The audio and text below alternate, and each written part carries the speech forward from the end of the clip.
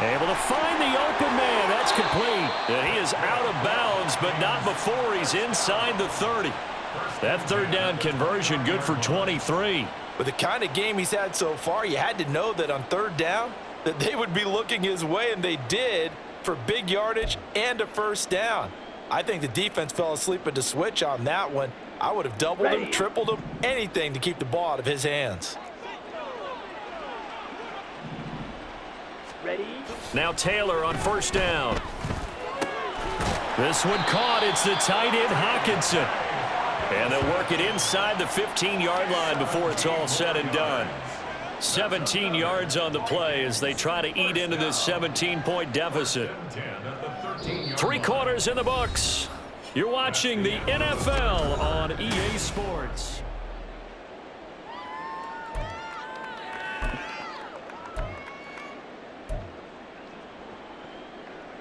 Here we go. So signs of life in what's been a dormant offense in this second half. Here's 1st and 10. Ready. A give up the middle, Hubbard. 12 more yards there and another first down. So after a run like that, I will guarantee that the head coach is saying to himself, maybe even over his headsets to the rest of the staff, where was that all game long? We needed that. That's the type of run we planned for going into the game. Didn't get much of that, but let's move it forward. Let's build on it, get ready for the next week, and let's go play.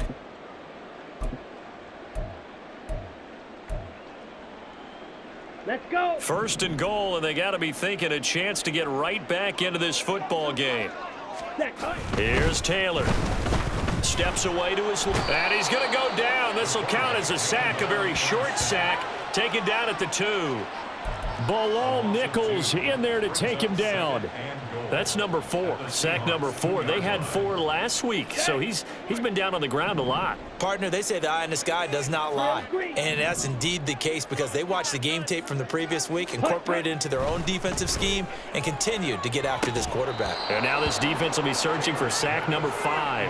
Now a 2nd down throw for the end zone, but it's incomplete. Well, the trials and tribulations of being a quarterback in this league, it's tough. It's got to be wearing on him out there. Well, he has been sacked a number of times. He had an interception, so I'm going to give him a skosh of credit for hanging in there and trying to make something happen, despite the amount of pressure he's been under this entire game.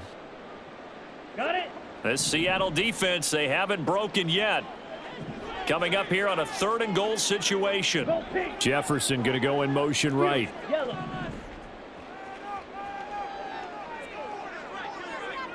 Ready? Hubbard. And he'll maybe get back to the line of scrimmage, but no more than that. No gain on the play that time, so a big stop, and it's going to leave him with a 4th and goal. Now the Vikings will send out the special teams crew here for a field goal try. And his kick is good, and that will close the gap down to 14. Well, with that field goal, you can argue they needed to get back within 2 scores, and they did indeed do that, but still a pretty uphill battle. Still going to take 2 fourth-quarter touchdowns to get back into it. And as you and I know, that's a tall order against any NFL defense. They're going to need their own defense to make some plays as well to give them an opportunity. And that decision to bring it out ends up not being a good one. Costs him about 5 yards as he's tackled at the 20.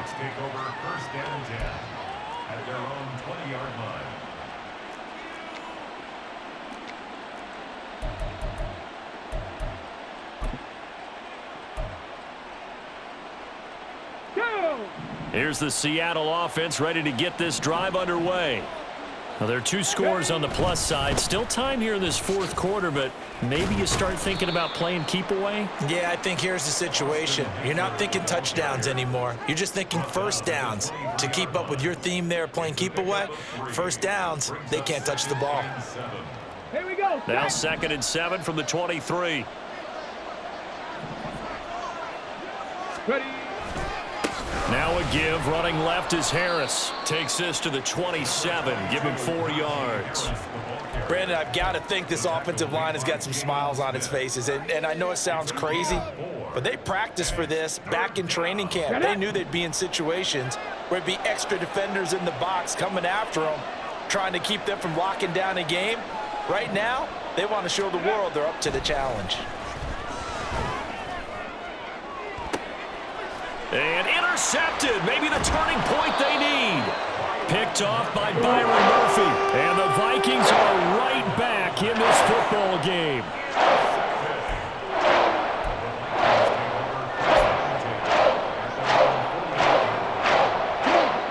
The Minnesota offense about ready to get this next drive underway. The interception was a great starting point, but now they need points pretty quickly, down 2 scores.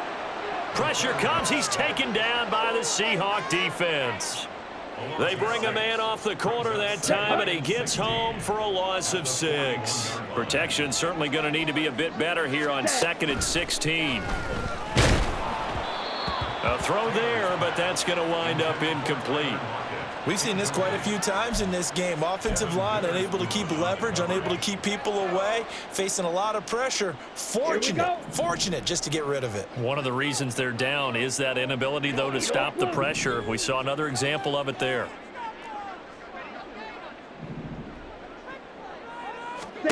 Now on 3rd and long, they'll look to throw. Pass to the sideline and pulled in. And he is out of bounds inside the 35. Good yardage on the completion there, and when they look at the scoreboard, they do understand a field goal is not going to do them any good. My guess, they're going to press the ball downfield as far as possible, try and throw it into the end zone and get a score because they know they've got to get that done and get the ball back as quickly as possible. And he's got this down almost to the 20 before he's dropped. 97. Ready. They'll run out of the gun. It's Hubbard. And he's brought down, but not before a really nice stiff arm to create a little space. And the offense moving quickly to the line. On 2nd down, Taylor. He was out there waving his arm saying, throw it here, dropped it, not a good look. Well, all I can do is just look at him with contempt on that one. As a defensive back, I'm saying, not as an announcer. Just like, really? A little bit of a diva look, isn't it? Yeah, very much so, because I think what happens is he just had too much time to think. He's wide open now. Here comes the ball, and he doesn't concentrate and drops it. 22 needle. Hut.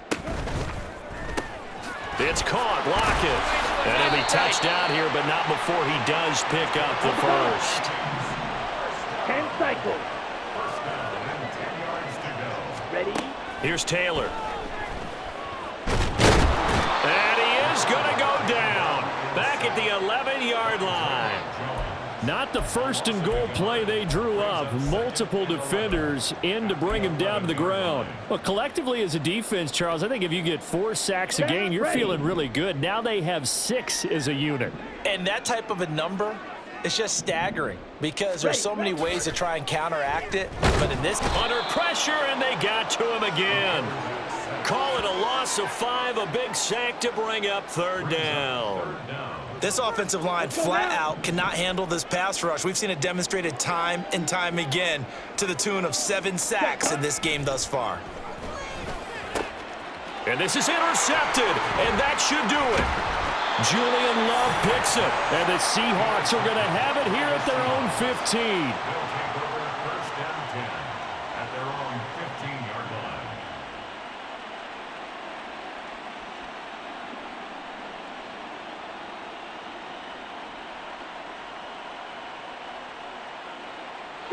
Coming to the line here to begin their next drive, the Seahawks offense. They have to like the position that they are in. 4th quarter, 2-score lead, and now the ball back after the INT. Harris starts the drive on the ground. Takes this one up past the 20 after he's able to make a man miss. Stop made there by Brian Asamoah. You know, I was going to ask you if maybe they should surprise and pass the ball, but where they're at on the field, I think keep it on the ground, right? I like where you're going with this one because field position is going to determine these play calls. And backed up where they are, I don't even think about putting the ball in the air. I tell my running backs, grasp the football, and I tell my offensive line, don't allow any leaks so they get hit immediately when we hand it off. And this will be a Seahawks 1st down as he gets this up past the 30. And now a timeout taken here defensively with 2:07 remaining. So they'll also have the stop coming up at the 2-minute warning.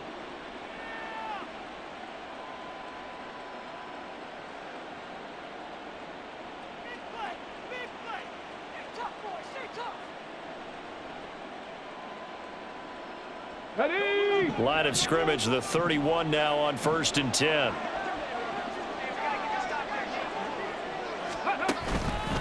It's Eckler again. The tackle goes to Harrison Smith. Now the Vikings will use the second of their timeouts. That's going to leave them with just one remaining here in this fourth quarter. Here we go. Here we go. 2nd and 5.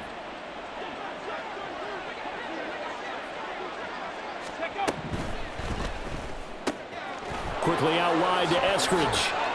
Down under 2 minutes to go in this football game. So it's Seahawk football as we march toward a conclusion. And the scoreboard on their side, they're just looking to melt away these final couple of minutes and put this one in the left-hand column. Couple of first downs to kick off the drive. Here's 1st and 10 up at the 46. They'll run out of the gun with Eckler. And I think this defense knew what was coming as he is smothered behind the line. And now with 1:52 to go, we get another pause in the action. A timeout here defensively. Got to figure the rush is going to be fierce again as they come up 2nd and 13. He's going to get it again. Just looking to get forward and protect the ball. And he'll be brought down at the 45-yard line. 71 yards rushing for him now to this point. So from 2nd and long, now we go to 3rd and very manageable. Yeah, they love that phrase, don't they? Because as an offensive coordinator, you can keep people a little bit off balance and guessing because you don't have to throw it. You can come back with a strong run game if you want to. And if you're in 4-down territory, that really opens things up for you. The 20. Now he's loose again. And finally taken down at the 4-yard line. A big gain there, and that should certainly be enough to put this one in the win column. I've got an idea. Let's skip racing to the airport at the end of this game. Let's go to the post-game press conference. I have a feeling that the quarterback of this winning team is going to be given a whole lot of credit to the running game and the offensive line. Yeah, I was just going to say the offensive line, yes, carrying the ball has been key, but those guys up front, they've made a lot of space. Yeah, it's fun to kneel down in front of your home crowd, but when you go on the road, that band of brothers attitude, right, just us against the world and get it done, how happy are they? I remember a coach at a previous stop telling me, you get a win on the road, doesn't matter the opponent, get out of there like you stole something, and they did in this one. So the victory here for Seattle, and it was their defense that led the way, allowing just 3 points, that lone field goal in the entire second half. And remember the old adage, offense sells tickets. Defense does what? Wins championships. And in this game, maybe a championship wasn't won, but a game was by the defense, right? Held them to just a field goal. That's a heck of a job. I mean, when they went out there with that determination and a pretty good game plan, pretty good idea what they wanted to accomplish, just love the execution, love the tenacity, love the way they finished.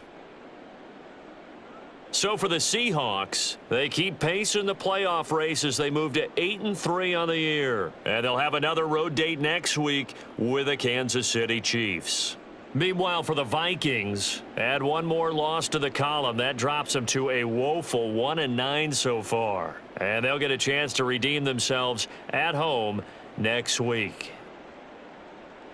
And for Charles Davis and our entire crew, I'm Brandon Gaudin. You've been watching the NFL on EA Sports.